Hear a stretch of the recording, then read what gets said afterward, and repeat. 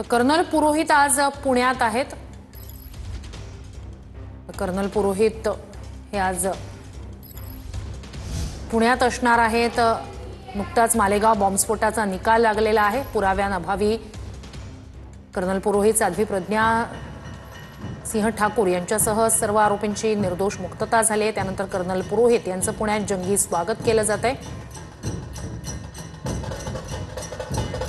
Colonel पुरोहित पुण्यात त्यांचं जंगी स्वागत होत आहे। हे दृश्य आपण पाहतोय। मालेगाव बॉम्बस्फोट प्रकरणात पुराव्यांअभावी निर्दोष मुक्तता झाल्यानंतर पुण्यात पोहोचले आहेत कर्नल पुरोहित आणि त्यांचं इथं जंगी असं स्वागत केलं जात आहे। ढोल ताशाचा गजर आणि यासोबतच जंगी स्वागत कर्नल पुरोहित यांचं पुण्यात केलं जात आहे। अधिक जाणून घेऊया आपले प्रतिनिधी योगेश बोरसे यांच्याकडून। योगेश, जंगी असं स्वागत कर्नल पुरोहितांचं।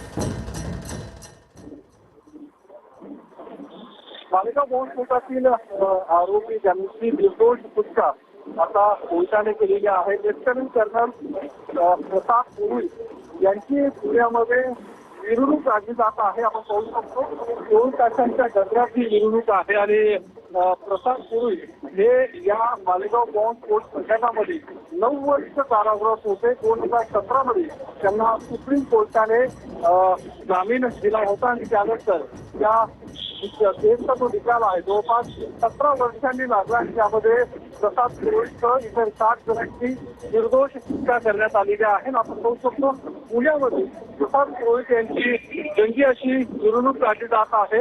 2 तासांच्या गजरात सोबतच फुलांचा वर्षाव हा प्रताप पुरोहित यांच्यावरती केला जाणार आहे। मोठ्या संख्येनं नागरिक देखील या नक्कीच योगेश, तुर्तास धन्यवाद।